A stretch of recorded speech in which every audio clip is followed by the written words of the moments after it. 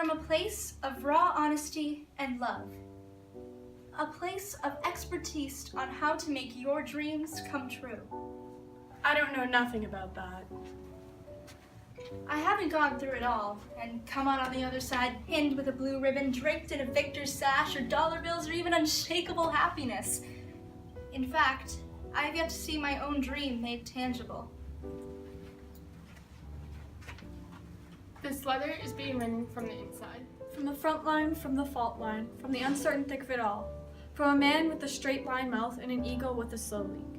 From a man doing it the only way he knows how, splitting his cries and his smiles right down the middle, swallowing his moonshine mistakes while in the sunlight. His sweat irrigates his life, and that life he, like you, has been tilling, hoping there's a harvest coming. At 16, I thought I would have made it by now. At 18, I said 25 is when I'd make my first million. At 25, I moved back in with my mother, tax collectors breathing on me like Brooklyn summer.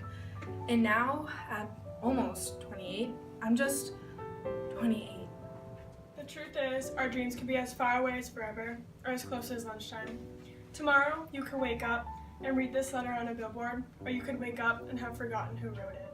It all just depends. Some say on skill, some say on will, some say on luck, some say on buck, some say on race, some say on face, some say on Sunday. God got a mighty, mighty plan. Nobody really knows what it depends on, but everybody knows it depends. So, I went out and bought all the books on how to make dreams come true, laying out the how-to, somehow spinning life into a fantastic formula for dummies and dream catchers, written by experts and dream catchers, who swear that I can 1 + 1, right foot, left foot, my way into fulfillment, never taking into consideration all this mess I have strapped onto my head and my back and my legs and my heart. And then books and bandaged my fat and flat feet, swollen from this journey, didn't spend nor could they be eaten to ease the hunger. Useless. I thought I could, though I could curl up with one, I couldn't curl up on one and get a decent rest or respite from the hunt. Again, useless. I thought about burning them. At least I could use the firelight for this long and often dark road. One thing I am certain of is that this road less traveled has in fact been traveled by more suckers than you think. All of us out here wearing weird, fake, broken smiles, trying to avoid the truth that we all got road rage. We are a bunch of exhausted stragglers, exalted stragglers, disciples of dreamers who came before us, student of a different Bible, reading the book of the City of Angels in the Big Apple, an orange rose in old New Orleans, a cheap, barren flat above a bistro in Paris. We are led by the Moses in our minds to the promised land in our hearts we know is real. At 16, I thought I would have made it by now. Now, I'm making up what making it means as I go. But this letter is not about making it because I don't know nothing about that. I don't know nothing about that at all. What I do know is how it feels. How it feels when that spirit thing won't stop raking the metal mug across your ribcage, clanging like a machine gun, fired at a church bell, vibrating everything irreverent inside. Sounds like a prison revolt that only you can hear and feel. And nasty things are being said about prison guard. That scared, controlling, oppressive part of you and everyone else.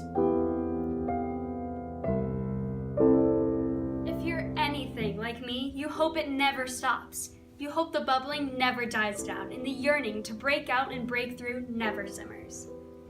You hope that the voice that delivers the loudest whispers of what you can envision never silences, that it never cowers behind fear and expectations that other people strap to your life, like a backpack full of bricks, or books written by experts. Because if it disappeared, if the voices vanished and you were no longer overtaken by the taunts of your own potential, no longer blinded by a perfect vision of your purpose, no longer engorged with passion, what would happen? Well, I guess nothing. And to me, there is nothing scarier than nothing. Even when nothing seems to be going right, or nothing seems to be going right. I'd rather be bothered by the loud knocking on the door inside. Even though I answered years ago, the knocking continues. I'd rather my appetite be whet by a teaspoon of almost there every now and then. I'd rather suffer from internal eczema, constantly irritated by the itch of possibility. There have been many anxious nights where darkness has slept around me. My friends cocooned in coziness I've yet to meet. My eyes swollen with exhaustion, my body sputtering on its way down. But my dream won't stop crying, screaming like a colicky infant. Sometimes I think it needs to be changed. Usually, it just needs to be fed. So I feed it everything I have. And it feeds me everything I have. Though the struggle is made to sound admirable and poetic, the thumping uncertainty is still there. Sure, I know my dream is as real as my hands, but I grip tight a short leash with insecurity tied at the end, wagging along beside me. If you're like me, you've struggled trying to stomp out the flame of doubt and fear, the warmth and comfort always enticing and familiar, though venomous and life-extinguishing. I know people who've burned, a burn so violent it can't be categorized by a numbered degree. I know people who've burned from foot to torso emotionally. Legs of passion turned to soot, yet no matter how hard I tried to escape it, to kill the deceptive heat dancing like a devil's tongue, to douse it with all the will and faith I can muster, I know a tiny ember always burns beneath the bush. It whispers to me only when I step to the edge of excellence, my toes clawing the cliff, my mind already airborne. It whispers I don't have wings, that I don't have a shot, that I don't have a clue, but to me, I don't have a choice, so I jump anyway. Dreamer, if you're like me, you jump anyway.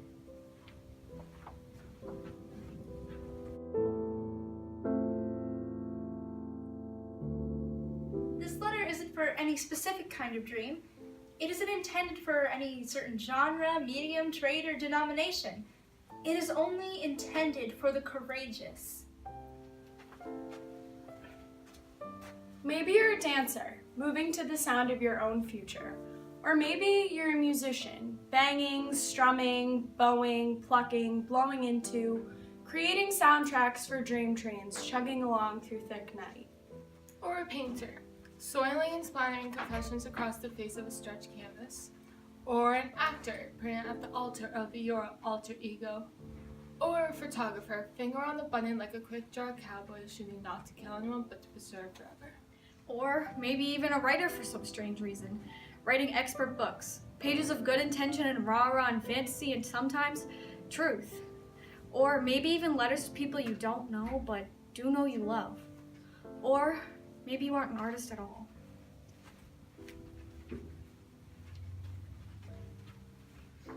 Dreams aren't reserved for the creatives.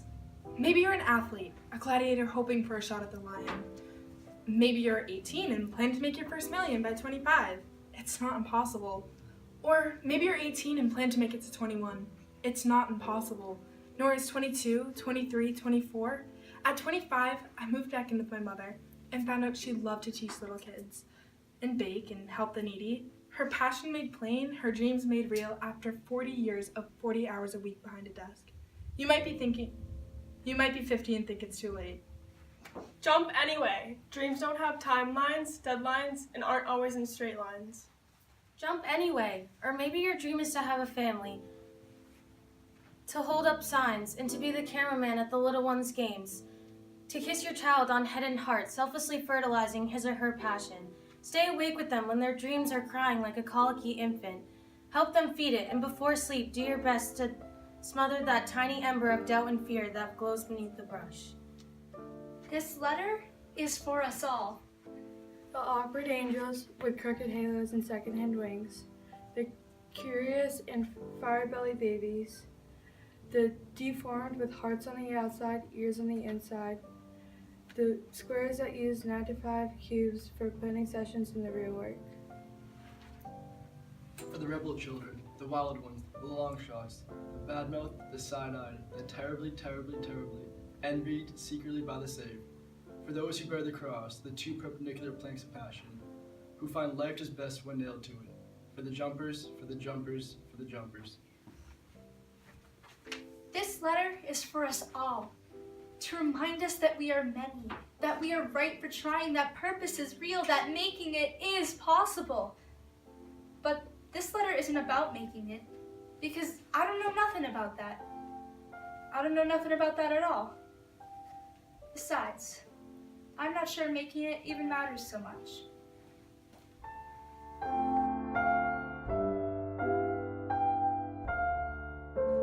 When it comes to my dream, the way I like to describe it is that it was a rabid beast that found me when I was young. It bit me and infected me, but before I could catch it, it shot off into darkness. Now I spend my life searching for it, hunting it down. I know I'm on its trail. I can smell it, I can hear it. Sometimes I think I can even see it. Either way, I know I'm on the right track, my nose to the dirt, foaming at the spirit. I look under heavy stones, behind massive trees, deep in dark caves, and I will keep looking until I find that beast, that thing that bit me when I was young.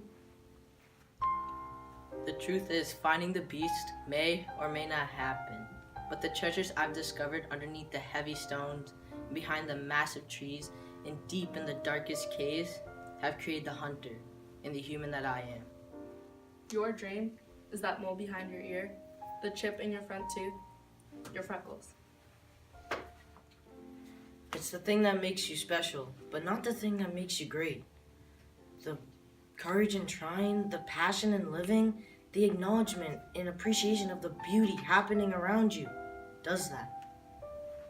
Dreamer, I am not fit to say much more, because I don't know much more than that. If you do, please write back.